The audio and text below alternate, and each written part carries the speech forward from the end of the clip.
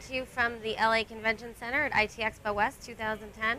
I'm joined by Tim Lopatofsky, founder of Billsoft. Welcome. Hi, Erin. Thanks for having me today. Thanks for joining me. So during 2010, you announced some new agreements with VoIP service providers. Why do VoIP providers like doing business with Billsoft? Well, very early when VoIP started occurring as a new business opportunity, there was a lot of speculation of whether it was taxed or not, whether it was a phone service or a data service. So we followed that very closely, and we have a lot of attorneys in our in our tax research department, and they watched the different arguments going on with FCC and the different court cases that eventually came about.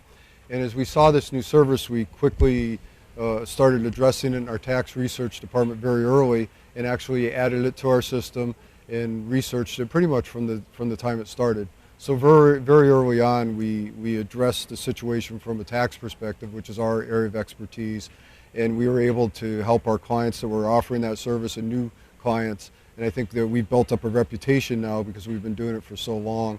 And obviously we stay on top of that on a continuous basis and keep current with the research as things have changed. It's much more solidified than it was when it started out. It was very debatable what was taxed and what wasn't taxed. Now it's pretty clear where things really stand.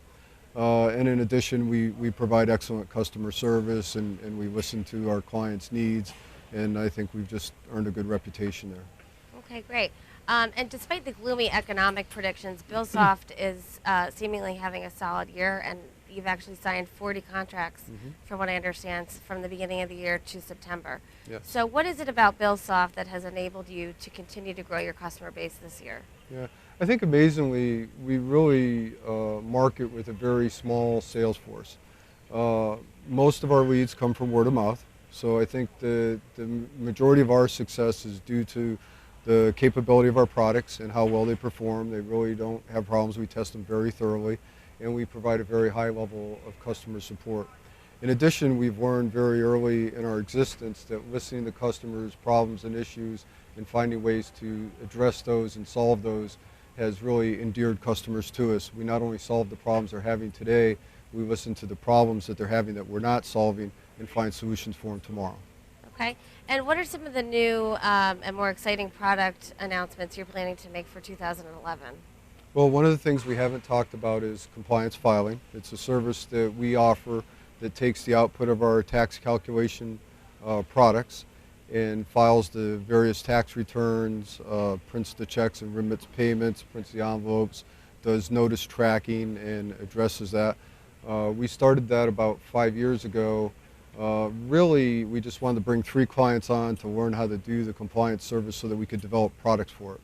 The word kind of got out to our clients, and it turned into a business on its own. But right now, it's the fastest growing segment of our business. In addition to that, we have been working on the product that we originally started, Easy File, and we're in about the 3rd beta.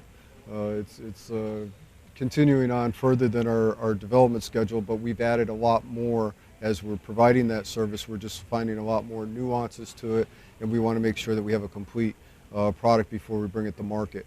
We believe that in the first quarter of 2011 that we will start offering the product that we're using in-house for the last 5 years to clients. Okay, great. And now how does Billsoft view the new FCC rules to allow white space spectrum to be used by wireless operators? And does Billsoft plan to be able to assist those companies in some way? I think it's a great development by the FCC to take some space of the spectrum that really hasn't been utilized and make it available. I think that it will allow providers to come up with new products and offerings in that space. I read an article the other day where Microsoft is going to take some of that lower frequency space, which it's kind of on the bottom of the gigahertz span, which has some neat things about it.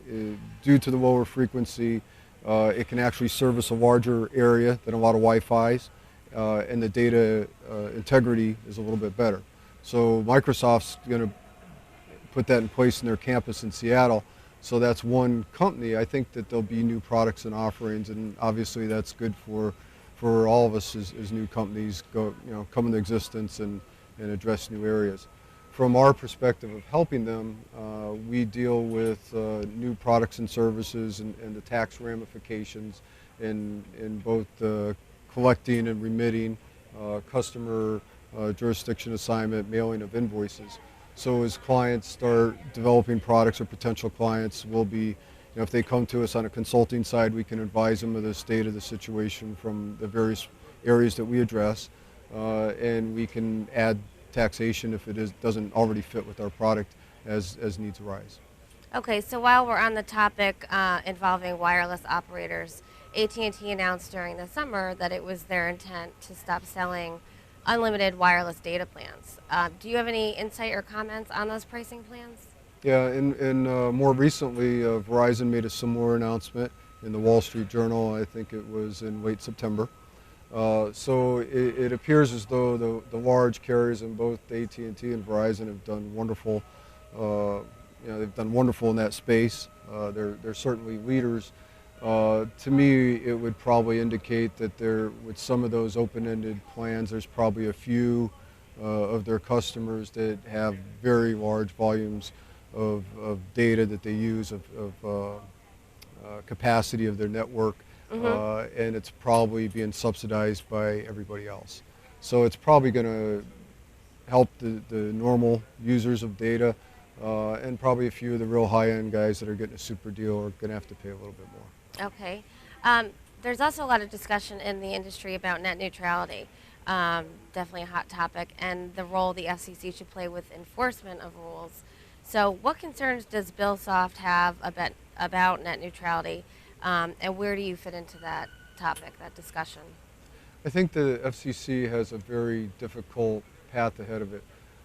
There are some very large and powerful parties on both sides of the issue, and it's going to be, and I think it has been, very difficult for the FCC to come up with a fair solution that treats all parties well and that all parties are satisfied with. But I'm hoping that they have success in that area. I think it's important for growth that there is neutrality out there.